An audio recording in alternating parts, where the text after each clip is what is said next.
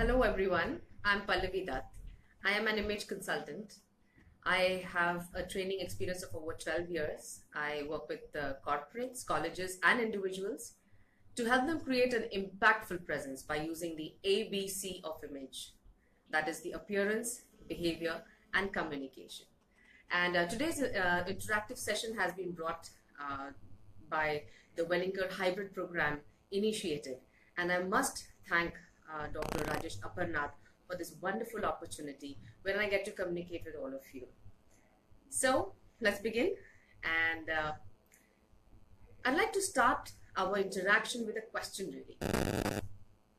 I'd like to ask you, when was the last time that you told a story? Can you recall? Here I'd like to point out that you and I, and in fact all of us, is telling a story all the time. And each one of us is a master storyteller really. We never miss out on the details. People are able to pick on every minute thing that we are communicating. So what story am I talking about, you think? One more thing. 1, 2, 3, 4, 5, 6, 7. That's all the time that it takes for that story to be told, and very effectively. What is the story I'm talking about? I'm talking about the first impression, which begins to be formed the moment a person looks at you, whether you talk or not, whether you want to communicate or not.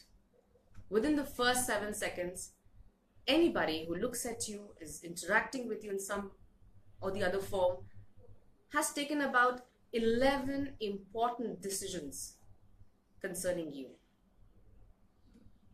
Maybe things like how educated you are, how disciplined you are, how organized you are, whether they would like to know you better, would they like to work with you, would they like to employ you, would they like to sit next to you, whatever. But all it takes is the first 7 seconds. So do you think you'd like to work on that? Do you think you can work on that? Yes. That is why I'm here, and that is where I talk about the ABC of first impression. And in fact, in today's time and age, there is a D also to it. A stands for appearance, B stands for behavior, C stands for communication, and relevant to today, D stands for your digital footprint. You're communicating all the time. And would you believe it that whenever you're interacting with somebody, more than a 90%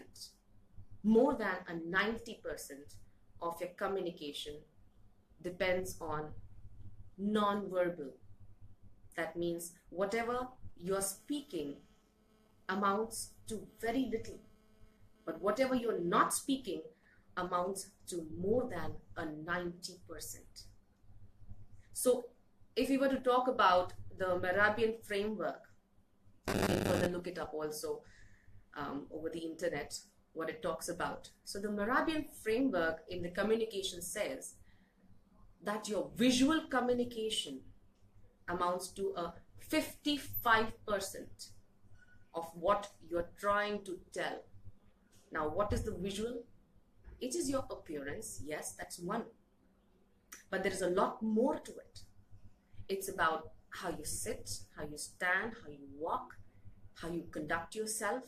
Whatever the other person can see about you amounts to your visual communication. It has nothing to do with what you're speaking, the words that you're speaking, nothing to do with that. A 38% is about your vocal communication. That means it's not what you say, but it's about how you say. So the same words can be said differently, maybe with different pauses, and the meaning would change completely. And in all of this, a small portion, just a 7%, goes to the exact words that you speak. So that's not to say that you can talk absolute nonsense and get away with the rest of the things in place.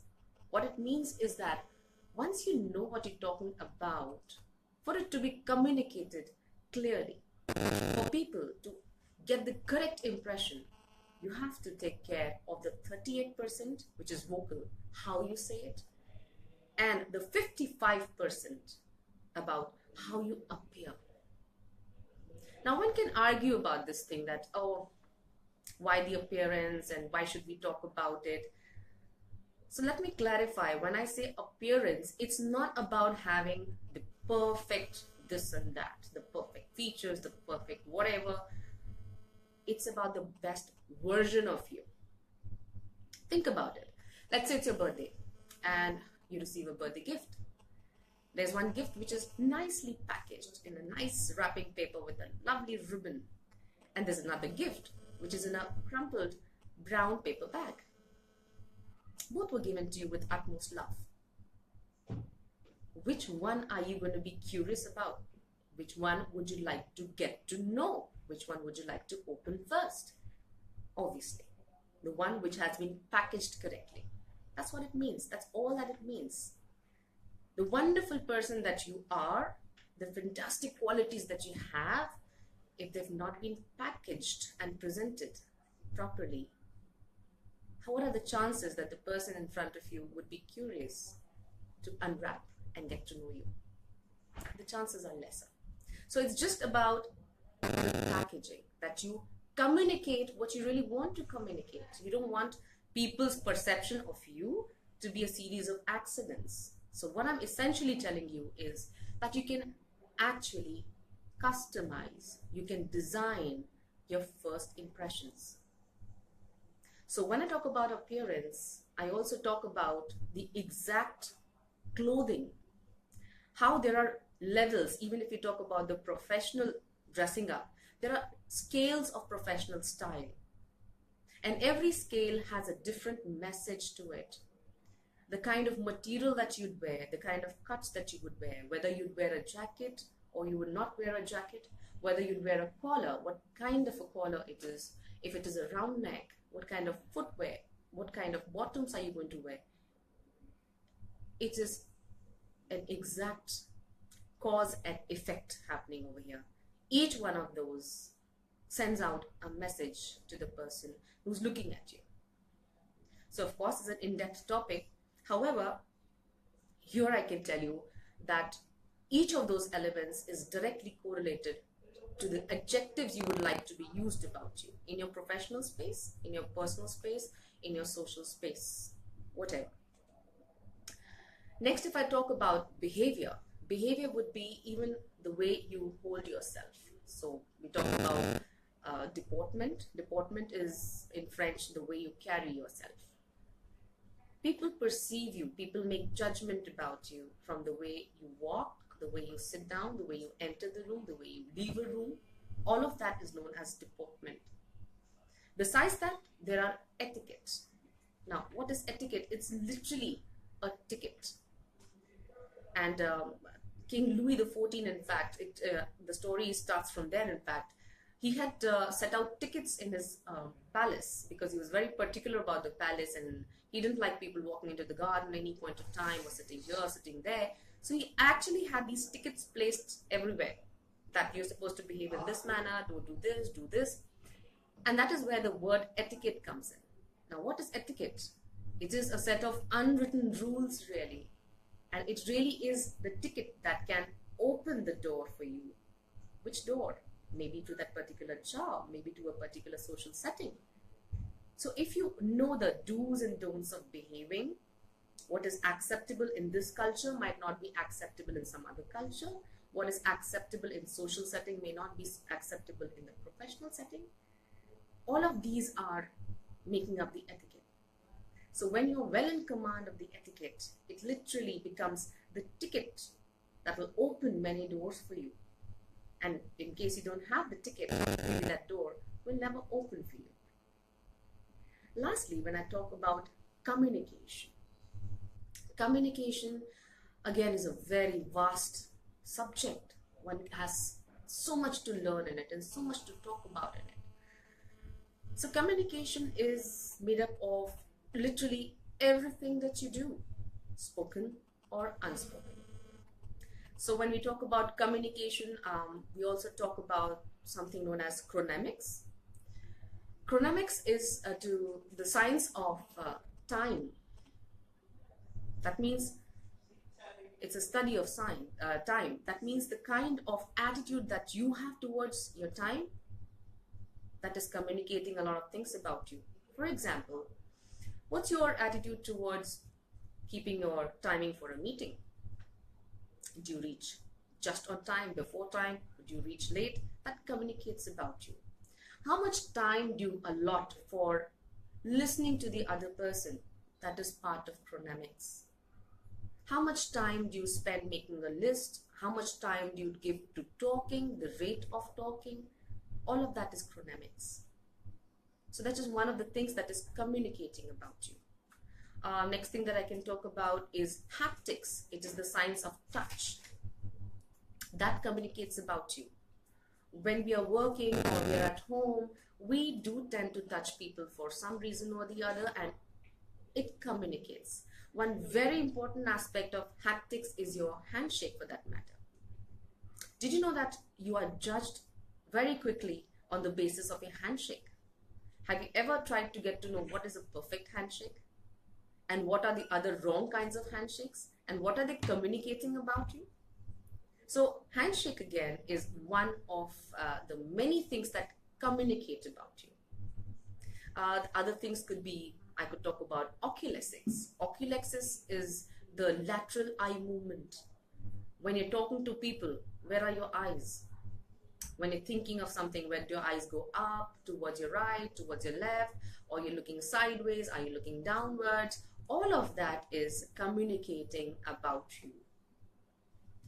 So there are so many aspects about communication that are happening all the time.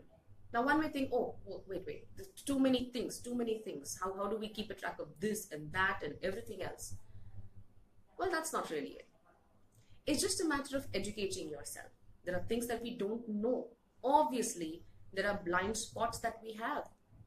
We are not aware of why we are communicating what we are communicating, but people are reading it anyways.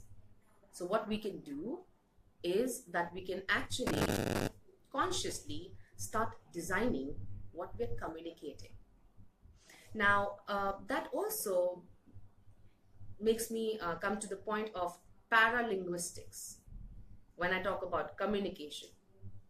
So paralinguistic is about how you speak, what you speak. Now, how can you modulate that? What are the aspects that you must pay attention to? The aspects could be pauses. They could be word stress. That which word do you stress upon changes the meaning. The rate of speech is something that you can work on. Are you talking too fast? Are you talking too slow? What is the correct rate of speech that one must have? It could be about the volume, and in that specific given time, on that occasion, is your volume accurate? Is that how it should be? Should be louder? Did the meaning change because of the volume? Right?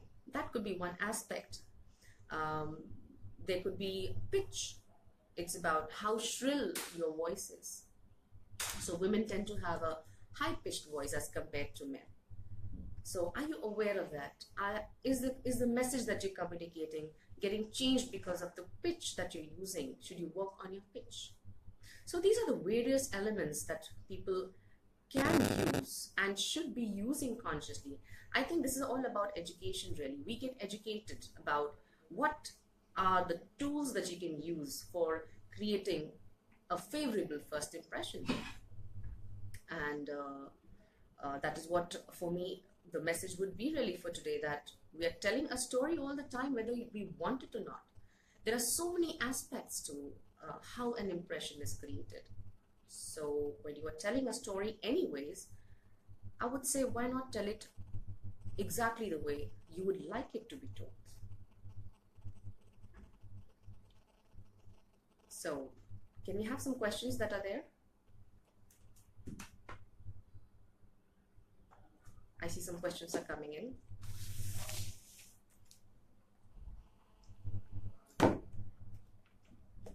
So we have over here Shikha Daiba. She's asking how important are first impressions in job interviews. That's a very relevant question, Shikha, because we are in the professional space, most of us, many of us. In the job interviews, would you believe it that the first 7 to 9 seconds, as per the statistics, the interviewer has made up their mind that whether they want to hire you or not. And rest of the time, the interviewer is actually spending just in justifying their own decision, that why have they chosen to choose you or not choose you. So very, very important in job interviews. From the moment you enter, you open the door, in fact, judgment about you has begun. And the interviewer has, within 9 seconds, decided whether they want to hire you or not. So yes, very important. I hope I've answered your question there. And the next question coming in is that, all right, it says it was really an insightful session. Can you please share how can one develop the skills of knowing people better from their body language cues? Over here, I'd like to tell you that body language definitely gives cues about people. And in general, there are open body language and closed body language. So you can read people's, for instance, if you're conversing with somebody. Yeah, before I begin to explain what, I'd like to tell you that there is no one gesture of body language that you can read and say, okay, this is what it is, and I'm sure this was not right and that was wrong. And there's a cluster always. You have to be able to read 2-3 things, and that gives a meaning. However, let's say, if you're talking to somebody and the person suddenly begins to maybe bring a hand near the mouth in some way or the other, somewhere near the nose or scratches below the eye, this would mean a mouth guard in general. And it would signify to you maybe that the person is not sure about what they're saying or they're lying. So this is a mouth guard. That means the body is not really wanting to say what is being said. So you would find people in an awkward situation, suddenly their hand would come somewhere near the mouth. If the hand goes somewhere near the ear, maybe the listener is not very sure of what you are saying. They have their doubts. They don't trust what you're saying. While talking, if people have, let's say, hands that are clasped like this and in front of them, this is a guard again. This is a blocked. That means the person is not very receptive to what is being said. These are just few pointers. On the other hand, if the person has hands like this, this is a steeple position. This signifies knowledge really. So somebody who's talking like this would be knowledgeable about that topic that they're talking about. What else could you be wanting to? There's so much to read. The body positioning, if somebody is looking at you straight and leaning a bit towards you while listening, definitely they are interested, they're clued in. If the body is a little at the back, they're leaned back, that's a clue that they're not tuned in. Is the body turned a little bit to the other side? Yeah, these are all cues, and that's how you can read. You can read how people place their feet. If they're pointing towards you, full attention. If not, slightly not. So there's a vast topic really. All right, the next question coming in is that, don't you think the new age design thinking embraces the second impression and not stereotype people or tag them? That's Karan Rawat. That's an interesting question really. Karan, here I can see why you're thinking the way you're thinking, and the second impression that you're talking about, yes, we do get a chance maybe to create a second impression. However, our primal instincts are so strong even now.